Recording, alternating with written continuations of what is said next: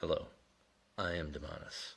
Thanks for joining. I wanted to talk about in this session the relationship between religion and politics, and that when it comes to the term separation of church and state, it really doesn't belong, at least in American politics. So on the screen here I have the Constitution of the United States, and I'll provide a link in the description underneath the video so you can go to it yourself. You can search for state and you will find instances of state. You can search for the term separation. You will not find it anywhere in the Constitution, which is interesting, I think, since the Constitution does explain the separation of powers between the three branches of government. But when we come to the First Amendment does say, Congress shall make no law respecting an establishment of religion or prohibiting the free exercise thereof. Now, it's clear that the founders were really intending an establishment, meaning a sect of Christianity, not that they didn't want government at all involved. And we'll see that as we proceed. So the question might come to be is, where did this term separation of church and state really come from? Let's take a quick look at the Constitution of the Russian Federation. So in here, if we go to Article 14, if we go to Article 14, it does state the Russian Federation is a secular state.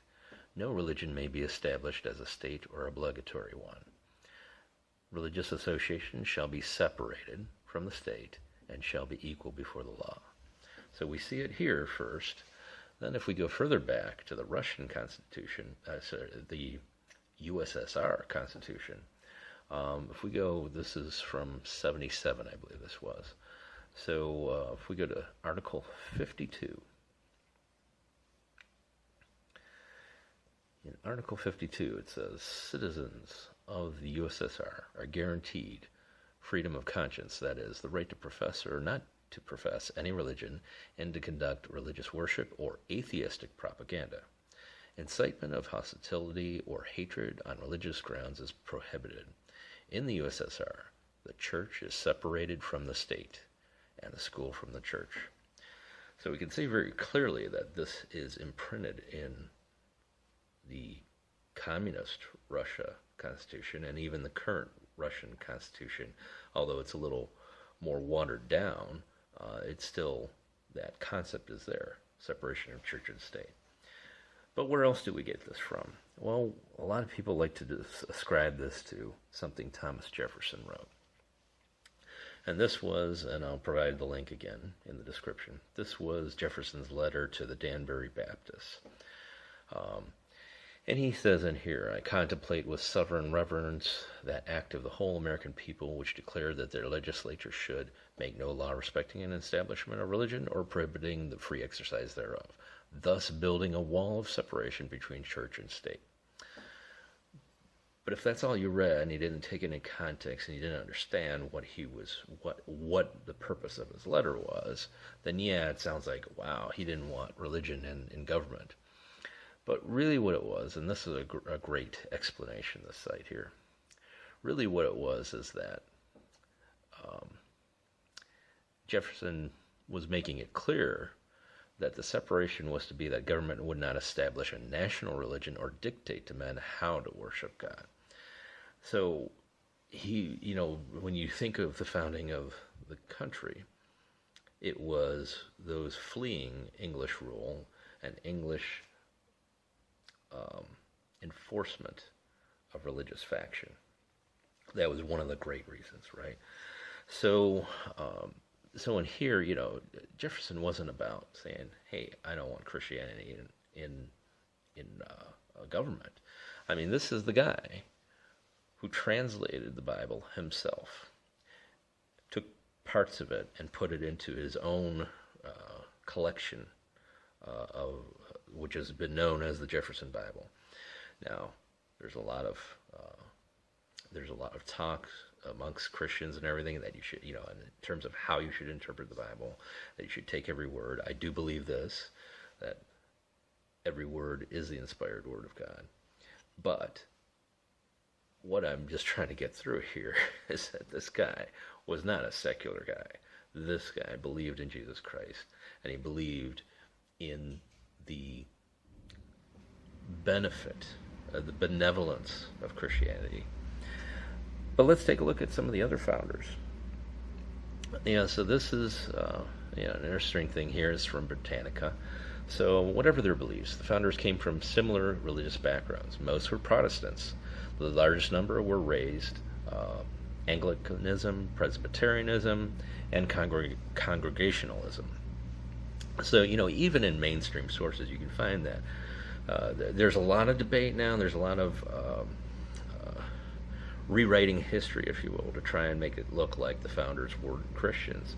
But really, most of them, when it comes down to it, they're going to show you, like, of the 56 signers of the Declaration of Independence, all but 4 of them were devout Christians in one way or another. And of the 4 that remained still believed in God. They were deists or Unitarians.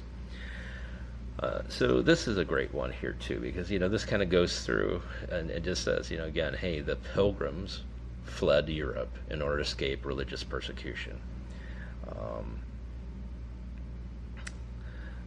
America was indeed founded by Bible-believing Christians and based on Christian principles. The founding fathers envisioned a government that would promote and encourage Christianity. Of the first 108 universities founded in America, those were Christian. All but 2 were Christian. And this one is interesting too. In 1777, the Continental Congress voted to spend $300,000, and this is in that day and age, $300,000, a lot of money, right? To purchase Bibles to be distributed throughout the 13 colonies. And the Congress of the United States recommends and approves the Holy Bible for use in all schools. If we take a look at what they said, this is a great site, and again, I'll provide a link to you. This is quotes from the Founding Fathers. So here's George Washington. While we are zealously performing the duties of good citizens and soldiers, we certainly ought not to be inattentive to the higher duties of religion.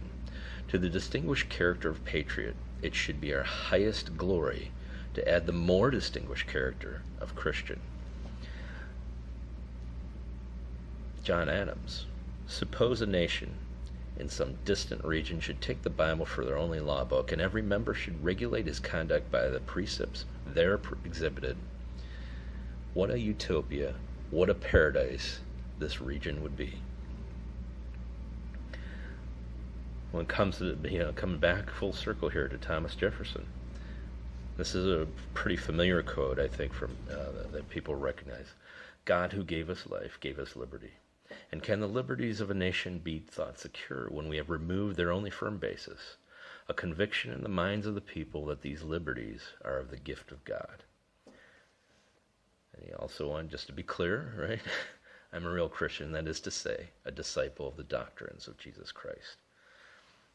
So let's take another step. Let's just take a look at the Bible itself. What does it say about politics and religion? This is Psalms 33:12. Blessed is the nation whose God is the Lord, and the people whom he hath chosen for his own inheritance. And I want to make a statement here too. There's a lot of talk of, who are the children of God? Who are the people of God?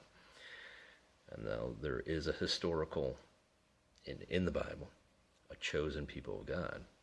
When Jesus came, he said that his sacrifice was for whosoever would believe upon his sacrifice. So, in other words, you can be an adopted member of the chosen people of God. In Proverbs 14:34, righteousness exalted a nation, but sin is a reproach to any people. So again, it's saying that your government needs to be good. This is Psalms 82:2.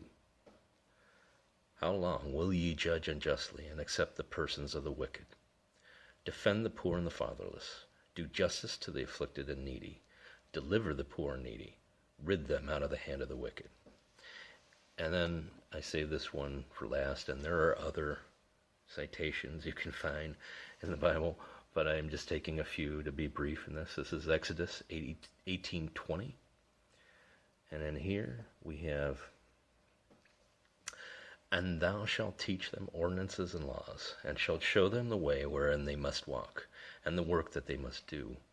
Moreover, thou shalt provide out of all the people able men, such as fear God, men of truth, hating covetousness, and place such over them, to be rulers of thousands and rulers of hundreds, rulers of fifties and rulers of tens.